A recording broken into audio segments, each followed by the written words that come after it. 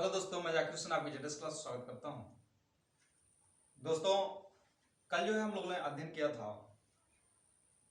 संज्ञा, जो हिंदी व्याकरण की दृष्टि से बहुत ही महत्वपूर्ण है, क्योंकि यहां से क्वेश्चन जो है आपको अक्सर देखने को मिल जाते हैं।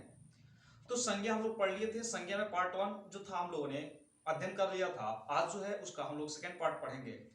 आइए देखते हैं सेकेंड पार्ट में क्या होगा। तो यहां से मैं शुरू कर रहा हूं आपका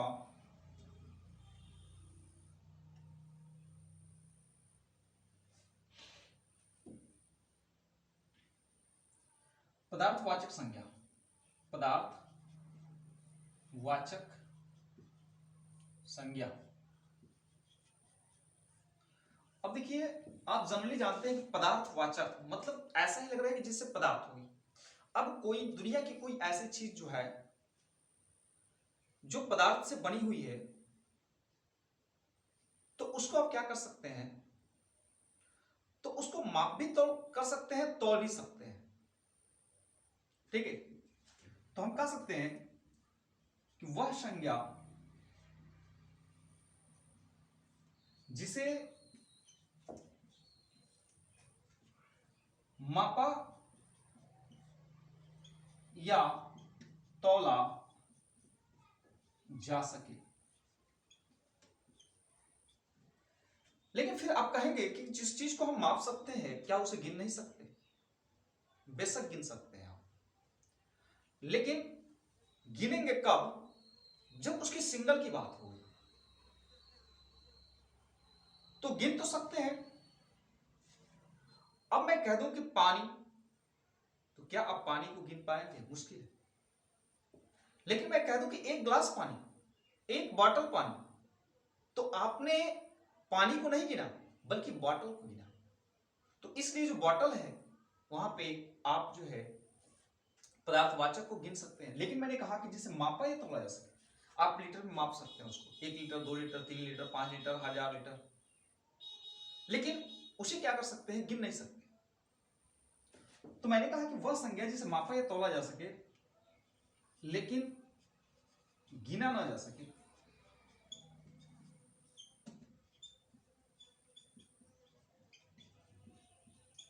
जैसे तेल है, आप कह सकते हैं मिट्टी है, घी है, पेट्रोल है, दूध है, सोना, चांदी आदि। इसे हम माप सकते हैं, तोल सकते हैं, लेकिन हां, इसमें क्या कर सकते हैं कि हम इसको काउंटिंग कर सकते हैं। कब? जब इससे कोई मटेरियल बनाएगा तब। अब आते हैं हम पदार्थवाचक के बाद समूहवाचक संख्या।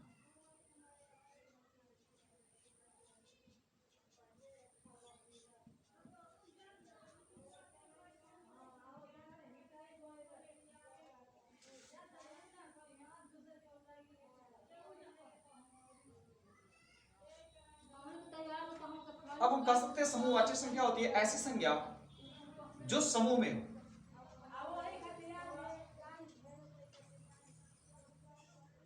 ऐसे शब्द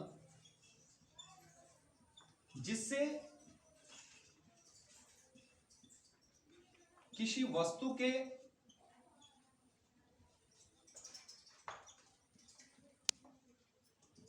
एकत्र समूह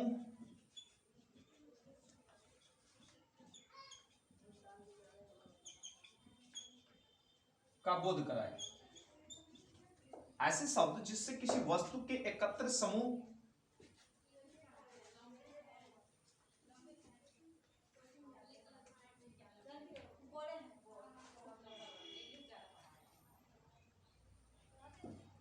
जिससे संग्रह, एकत्र या समूह का बोध कराए, वहां पे जो होगा हमेशा समूहवाचक। जैसे बात करते हम भीड़, कह दूं कक्षा, कह दूं गट्ठर, गुच्छा,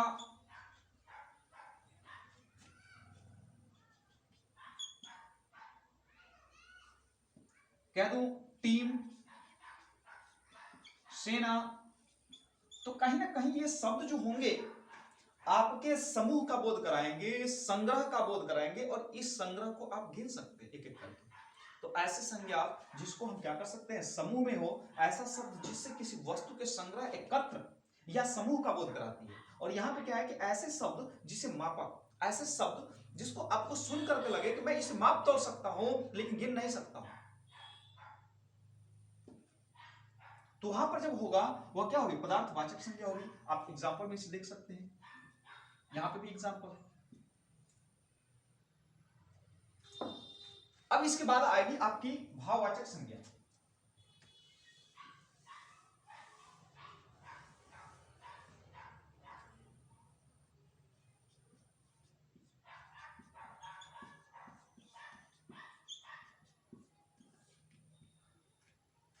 अब भाववाचक संज्ञा है जो शब्द भाव, गुण, दोष, अवस्था को व्यक्त करता है।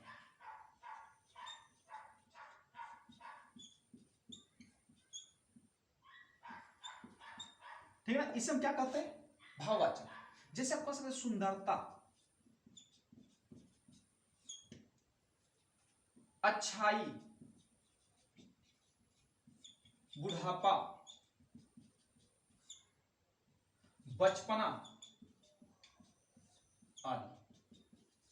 आप तो इसे क्या कर सकते हैं, केवल अपनी भाव को व्यक्त कर रहे हैं ना कि बता पा रहे हैं। तो जहां पे ऐसी संज्ञा होगी उसी को हम क्या कहते हैं, भाववाचक संज्ञा कहते हैं।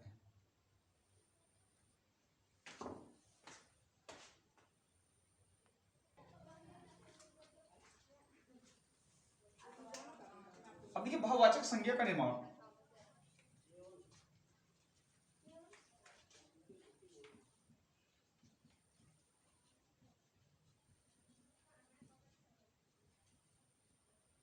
5 प्रकार से होता है।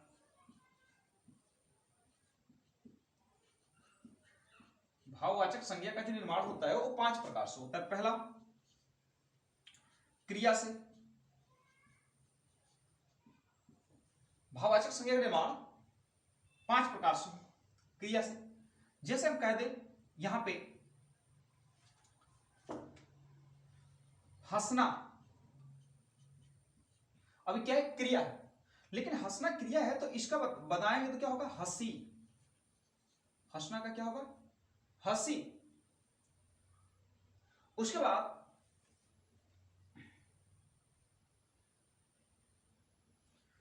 फिर कह दें घबराना,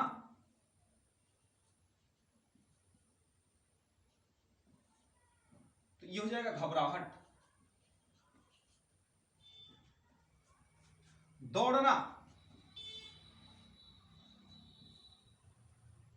इसका हो जाएगा दौड़। ठीक है, दौड़ना क्या हो जाएगा, दौड़। आप कह सकते हैं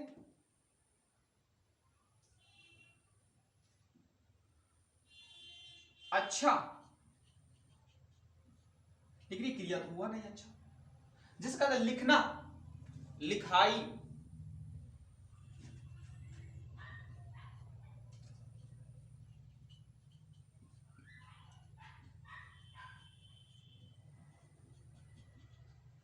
तो ऐसी संज्ञा जो क्या होगी कि क्रिया से निर्माण हम कर सकते हैं भाववाचक संज्ञा। दूसरा हम कर सकते हैं विशेषण, विशेषण से।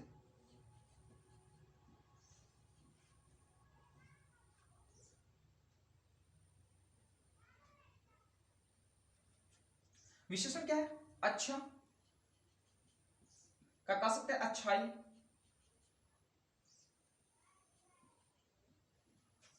ठीक है, अच्छा का अच्छाई। वीर का कह सकते हैं वीरता।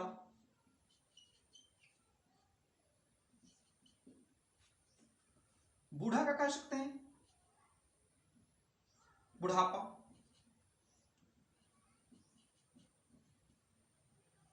ऊंचा का कह सकते हैं ऊंचाई।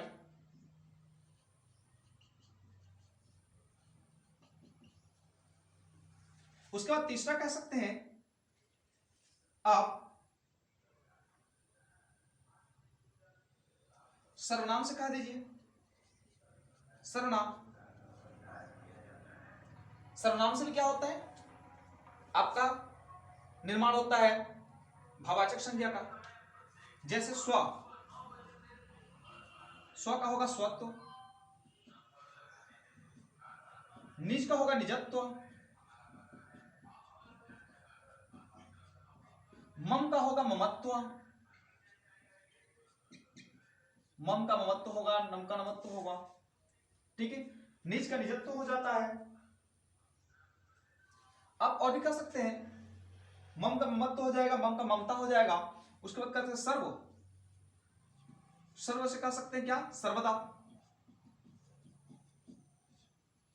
आदि, बहुत सारी चीजें। तो यहां पे आपने देखा कि किससे किससे जो है निर्माण हो रहा है। आगे और देख लेते हैं, अवयव से देख लेते हैं। 4 नंबर अवयव, अवयव से, अव्यय, सॉरी अव्यय है, अव्यय, अव्यय।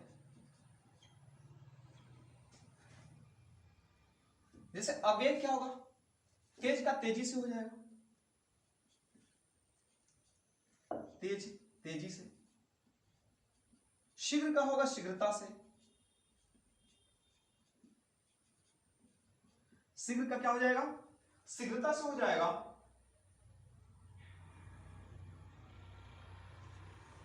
उसके बाद आप और कह सकते हैं बाहर, बाहर का बाहरी कह सकते हैं आदि। तो इस प्रकार से जो है आप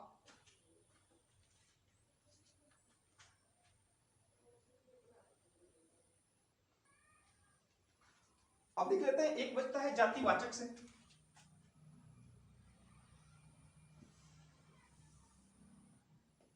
यहां पे मम का जो होगा, निज का निजत्व होता है, निजता होता है, निजता, निजत्व नहीं निजता होता है। मम का हो जाएगा ममता,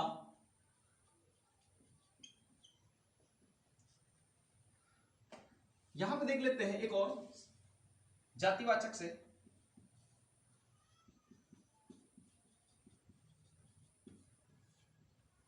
जैसे मैं कह दूं लड़का, लड़कपन, लड़का का लड़कपन।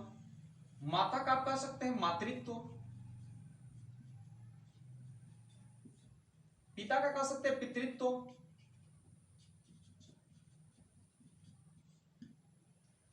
तो ये जो था दोस्तों संज्ञा पूरी तरीके से जो है खत्म हो चुकी। तो मैं ये कहता हूं कि ये जो है आपका बिल्कुल संज्ञा जो है बेहतर तरीके से खत्म हो चुकी है। आप जो है बिल्कुल देखें और श्योर ही जो है आपको समझ में आएगा। ठीक है, वीडियो को ज्यादा से ज्यादा देखें। देखने के लिए धन्यवाद।